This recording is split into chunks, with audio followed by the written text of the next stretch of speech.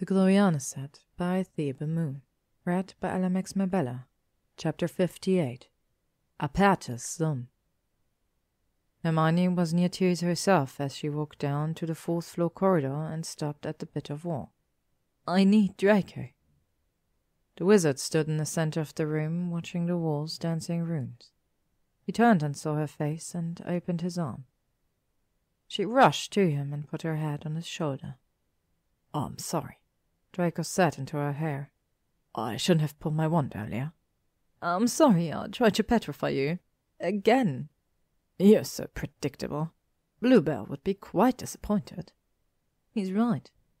Hermione didn't know how long they stood there, wrapped around each other. It was like Draco had cast his own containment spell, and she didn't want to be freed. "I can't stay long," she said. "Ginny's devastated." She felt Draco nod. "Blaise returned after dinner. He won't speak to anyone." Hermione looked up at him. "This thing with Blaise was supposed to be a fling. And he was so angry at Harry when she returned to Hogwarts." "Yes, just a torrid affair," Draco said with a slight smile. "That was all Blaise wanted too, at first. But you Gryffindors, we just can't stay away." He felt soft lips on her ear. "Are you saying he truly cares for her?" she asked. Instead of answering, Draco led her over to one of the room's big cushions and settled her with him on his lap, his back against the wall. His hand ran softly over her knee. Hermione lay against his chest, listening to his heart. A line of runes traced a winding trail on the wall before her, a runic riddle. "What is the bark of rivers and roof of the wave and destruction of the doomed?" "Blaise had plans for Ginevra, I know that," Draco finally admitted. "Ah, he had plans," Hermione grumbled. "High praise from a Slytherin." "The highest, actually," he said serenely. "We rarely incorporate others into our plans." "Do you have plans for me?" She couldn't resist asking. Draco's hand on her knee stilled, then resumed its circle. "Yes," he said, "but I prefer to keep them to myself for now." Hermione nodded, understanding.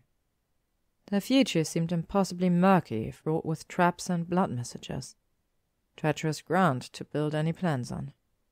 Her own half-formed plans seemed thin and spindly and easily crushed. She sighed. "You warned me about Blaise. You said he wouldn't open his heart, and you were right." "It's his upbringing. His mother trained him to deny all feeling," Draco said. "And yours didn't?" "Quite the opposite." His voice was cool. "My parents certainly encouraged me to feel hatred of other creatures and muggles, feel superiority to all other wizards, feel contempt towards those who pretended to care about others, for they were surely lying. And I was taught to express those feelings early and often, constantly proving myself a true Malfoy." Draco laughed shortly. "I could never prove myself worthy. For a family who so worship blood, you'd think blood alone would have been enough." Hermione didn't know what to say, so she just pressed against him until his rigid muscles relaxed. Draco was so passionate, and his parents had twisted that passion, but at least he could express it. He tried to think of Blaise storming off in a huff, or glaring at other men, or scolding Ginny for meddling, or risking himself to win her trust.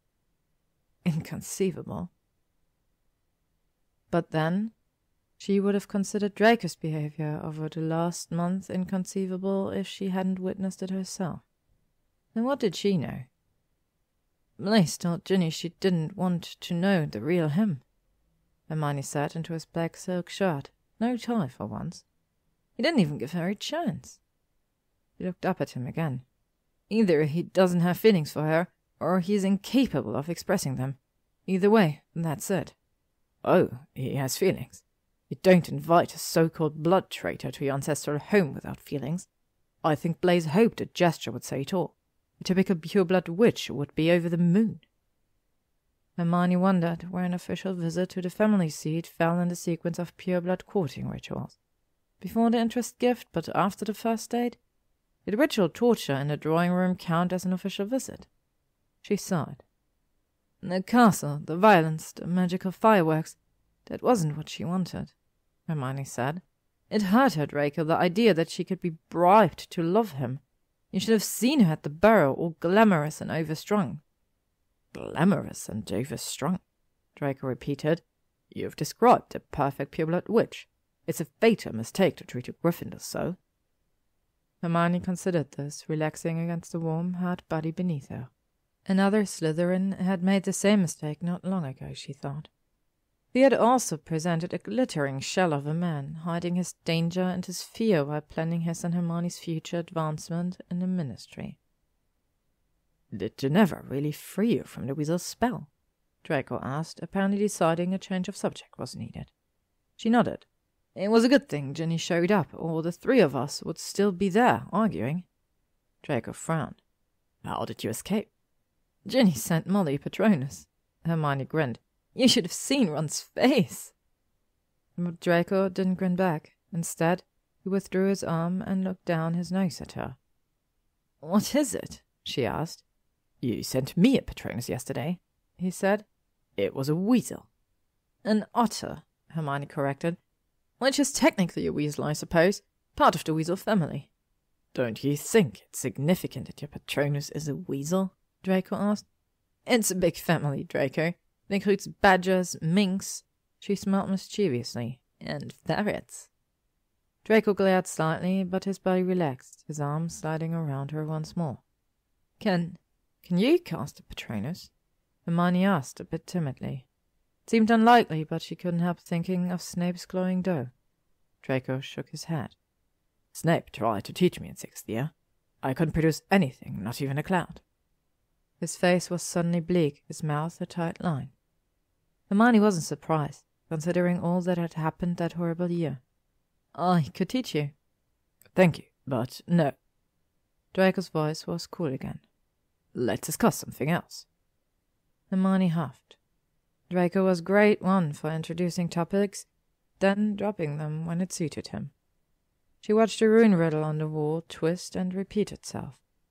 "Mark of rivers and roof of the wave and destruction of the doomed." Cheerful, that. If the river was a tree and the wave a house, and what would a bunch of Nordic scribes fear most? It came to her suddenly. Ice. Break the ice. Hermione twisted around in Draco's lap and brushed his lips with hers. "This has not exactly been your weekend," she said. It really hadn't. Saturday had been bad enough for Draco, with the potion and the vampire, the visit to Harry's, and a long wait in her room, a harrowing story. Then Hermione kicks him out Sunday morning and misses his 5-minute match, returns with another upsetting story, nearly gets killed by a stone block and runs off again. Honestly, it was a wonder that man wanted to meet her at all. "No," was all Draco said. His hands on her hips felt stiff and unmoving. "I'm sorry," she whispered in his ear. "Forgive me." Her lips touched the sensitive skin beneath his earlobe. "I don't know." Draco's voice was a bit breathy. "I'm still quite miffed." "Oh, dear," Hermione said. She straightened and began unbuttoning her cardigan, revealing only a black strapless bra. The cardigan fell onto the carpet. "Whatever I can do." Now Draco's hands were moving, leaving her hips to travel up to her breast. "There's plenty you can do," he said darkly. "Appease me, Hermione." The hint of steel, of danger in his tone, sent Hermione's pulse racing. Her fingers tightened on the black silk of his shirt. "Yes, Draco," he whispered and watched his pale eyes dilate until they were almost entirely black. He unbuttoned his shirt, feverishly and a bit clumsy, and ran her hands down smooth skin and the faint ridges of old scars. Shifted down on his lap, between his legs, and her lips followed the path of her hands. Draco gasped softly as she began unbuckling his belt. "Hermione!" He groaned as her intentions became clear. "Hermione!" She looked up to see Draco staring down at her, black eyes wide. Then she turned her attention downward and slowly peeled apart his trousers and boxers to reveal his cock, now flushed a deep pink in her hands. Draco swallowed noisily. "Take it, Hermione," he said. It was an order, but his voice wavered at her name, a subtle plea. gasped again as her mouth closed over him. He wasn't very experienced, and the anger was awkward, but she meant it. Had been so good to her, despite the danger and the worry. Now it was just Draco, the warmth, the feel, the taste of him. His hands moved over her bare shoulders and into her calves. One large palm covering the Gloriana clip, and now he was touching her hair in his diamonds as she knelt before him. So possessive.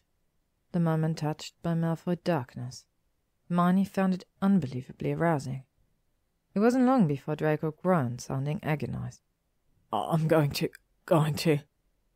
Hermione tried to handle it, but just ended up with an epic mess again, and she couldn't help giggling a bit as she waved her wand to clean everything up.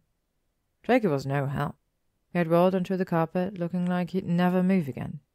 He lay there flushed and panting, his hair in disarray, one shoe off, clothing wrinkled and half undone. A far cry from the polished wizard who'd first greeted her in this room. "Come here," Draco whispered hoarsely, and Hermione joined him on the carpet. Shifted over her slightly, capturing her lips in a searing kiss until she was gasping for air. Then he raised his head. "You are forgiven," he said softly. "So very, very forgiven." Hermione reached up to brush back his white blonde fringe, but it only fell into his eyes again. He looked up at him pleadingly. Draco frowned. "You have to leave again, don't you?" Hermione's hand dropped. "Ginny needs me." He said nothing, but the look in his eyes was clear. "I need you." He looked up at him, feeling torn. Then Draco sighed and awkwardly sat up, still flushed. Hermione sat up as well, watching as he rearranged his clothing. "I'm a spoiled git, Hermione," he said, picked a cardigan off the carpet and helped her into it, deftly fastening the buttons. "But even I know you're right. Ginevra's been a friend to both of us." She kissed him for that, and they both stood, Hermione slipping on her shoes and Draco buckling his belt. Looked down at her soberly. "I told Blaise, you know," Draco said, "last week. I told him about Apertus Sum." "I am open." "He wouldn't listen." "Maybe it's not his fault," Hermione said. "Maybe Ginny just isn't the one." "Maybe," he repeated doubtfully. "But Ginevra is compelling. If she can't breach Blaise's defenses, I can't imagine the witch who can." Monday morning came too early, as it always did, and Hermione groaned as she blinked in the early sunshine. She dug an elbow into the warm body beside her. "Get up," she said, sitting up. "We're late." No response, so Hermione pulled a pillow off her bedmate, revealing a messy head of auburn waves. Ginny gave a muffled groan of her own and grabbed the pillow back, slapping it over her head.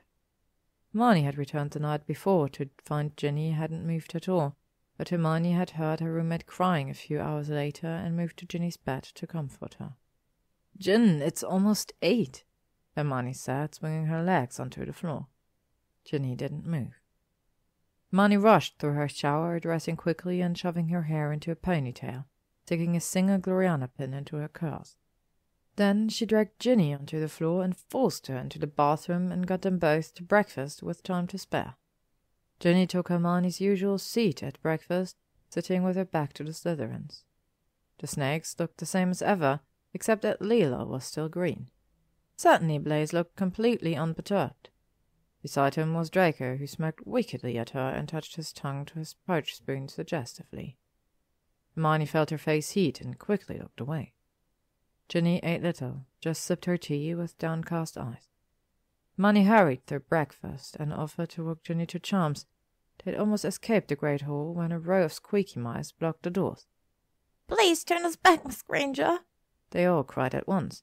"I'm tired of being yellow," Percival said. "Madame Pomfrey thinks we have juiced eyes," piped up Imogen. "Jaundice," Hermione corrected. "That's what I said. She won't let us have sugar." "Or beef," Percival said, "or anything fried. Our table won't give us sausages." Hermione tried not to look smug, but it was hard. She dashed off a note to Pomfrey the night before, mentioning that a few Hufflepuff first-years looked peaky. Hermione was never one to make light of liver disease, but at the same time she felt that Squeaky Mice had eluded proper punishment for a dangerous transgression. Their yellow color would fade by the end of the day anyway, and a little less sugar could only benefit their dental health. Ginny's wide grin, however, softened Hermione's heart a little towards the children. "You all have a free period after breakfast today, right?" Hermione asked them. The Squeaky Mice all nodded. "We're going to the pitch to practice for our Froom move," Bertie shouted. "Froom move?" Ginny asked, intrigued. Immediately, all the Squeaky Mice weaved to the left, then right, then raised their arms and clutched their chests. Ginny's laughter rang through the hall, just as Blaise and Draco were crossing towards the door to leave. Blaise's mouth opened slightly, which in any other man would have been equivalent to bugging out his eyes and dropping his jaw. Even Draco blinked and halted for an instant. Hermione's heart softened further towards the first years. "Very well," she told them. "If you appear at lunch with 1-foot essays on the dangers of entering experimental patient's lab without permission, I will turn you all to your original skin tones. A full foot, mind ye." She went on, ignoring Draco's amused look. "If I find your essays inadequate, I'll turn you all green. Or red," he said with a nod to Layla. Madame Pomfrey had sent a little Slytherin an anti-nausea potion and prescribed thin gruel for meals. "Thank you, Miss Granger. I want to try the Froom move. Do you want biscuits with lunch or not?" The first years ran off, still chattering, and Ginny linked her arms with Hermione's, wiping tears of laughter from her eyes. "I love those kids," she said, leading Hermione out of the great hall without a glance at Blaise. "The Froom move." Ginny calmed down a bit as they sat together in a big windowsill opposite Flickwick's classroom, her long arms around her knees. "How are you doing?" Hermione asked. She bent one knee and let her right leg dangle over the sill. Lovely. They had just started, and she already had a ladder in her tights from here to Glasgow. "I'm all right, really," Ginny said, looking out the window over the courtyard. "I mean, it's Blaise's life. It's his past.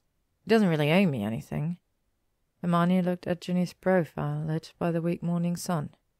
"Do you think he'll ever change?" Ginny turned to look at her, and her dark eyes were hard. "You mean the way Draco did? Unlikely. Probably find a girl who truly doesn't want to hear about it." "A girl like Astoria," Hermione said. "I don't mean Astoria herself, but—" "I know what you mean," Ginny said. "Yes, someone just like her. Neville told me what you said to Astoria in herbology. Yes, Blaise will live that life." Hermione was silent, determined not to ask the obvious question. She couldn't fool Ginny, however. Those almond-shaped eyes were still on her.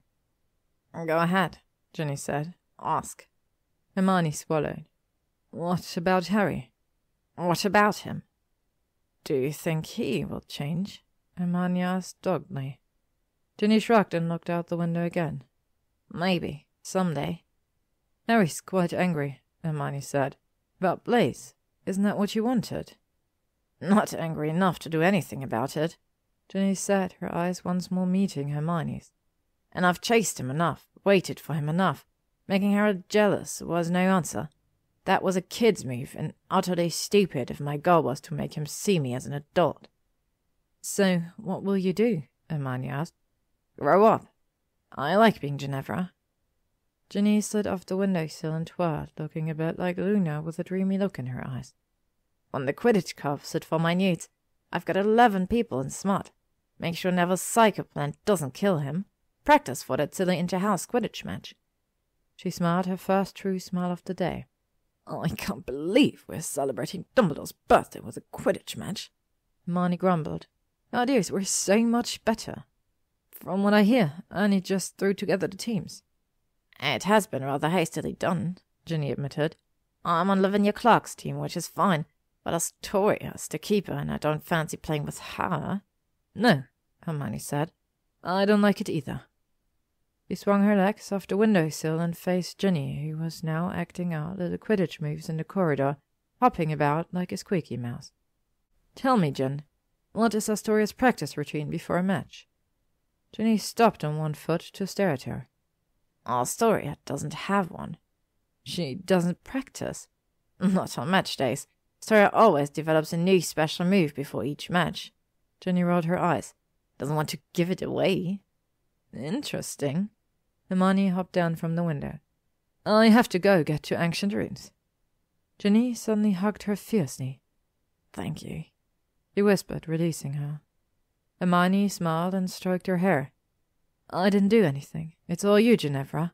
You can do anything you want to do. To be continued. Next up, Harry gets sneaky.